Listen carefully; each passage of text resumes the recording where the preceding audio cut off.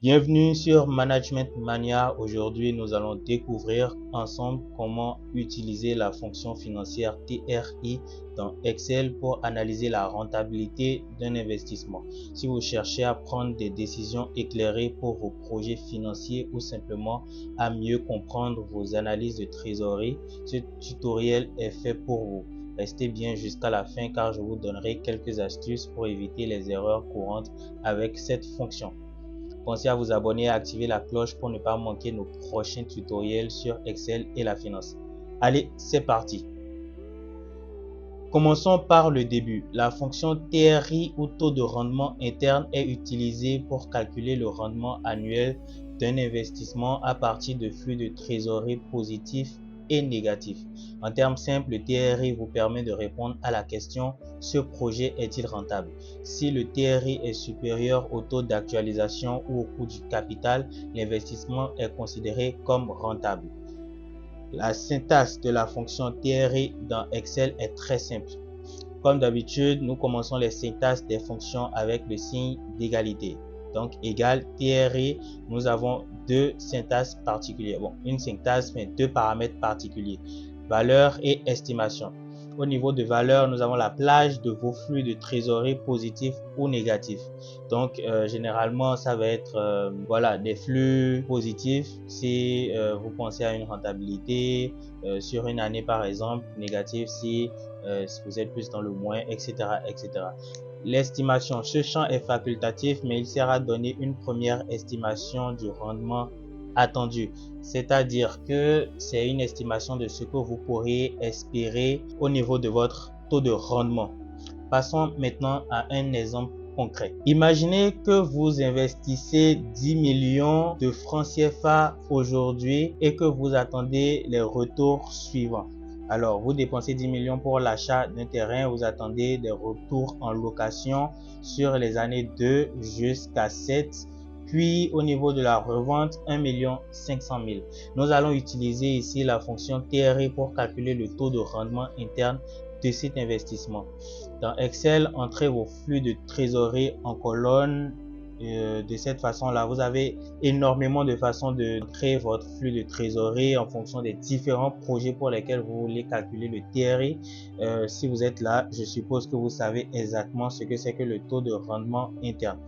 Alors, ce qu'on va faire, c'est dans une autre cellule ici, en théorie C14, nous allons saisir la formule suivante.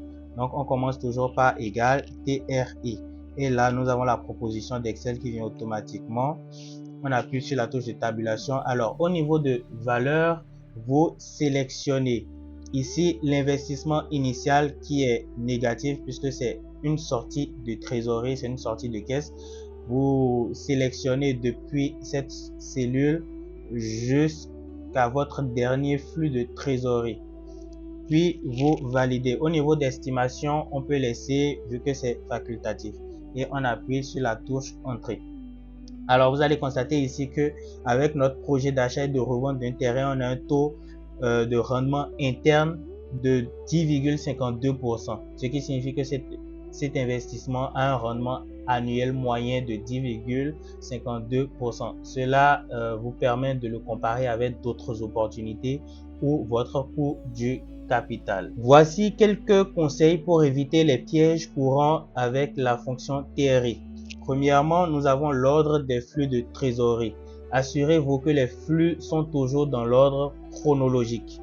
Deuxièmement, nous avons les flux de trésorerie variés. Il doit y avoir au moins un flux négatif qui représente votre investissement initial et un flux positif qui représente votre entrée, que ce soit un loyer ou une rentabilité sur une année, etc., etc. En troisième position, vous avez la vérification du résultat. Si le TRI vous donne une valeur incohérente, essayez d'ajouter une estimation. Par exemple, ici, TRI de la cellule B5 à la cellule B12, comme on l'a vu, avec l'estimation de 0,1 pour indiquer 10%. Donc ça, c'est notre estimation. Et alors, vous allez constater que la vérification du résultat sera beaucoup plus exacte. Vous pouvez également utiliser la fonction avancée TRI paiement pour les investissements avec des périodes spécifiques ou irrégulières. Ce sera le sujet d'un futur tutoriel, alors abonnez-vous pour ne pas le manquer. Et voilà, vous savez maintenant comment utiliser la fonction TRI dans Excel pour évaluer la rentabilité de vos investissements. Si cette vidéo vous a aidé, laissez un like et partagez-la avec quelqu'un qui pourrait en avoir besoin. Dites-moi en commentaire si vous avez des questions ou des suggestions de sujets pour les prochaines vidéos. Ne partez pas sans vous abonner car je prépare des tutoriels sur d'autres fonctions financières comme la vanne, le TRI, paiement et bien plus encore. Merci d'avoir regardé et à très bientôt sur Management Mania pour votre prochaine dose de savoir Excel.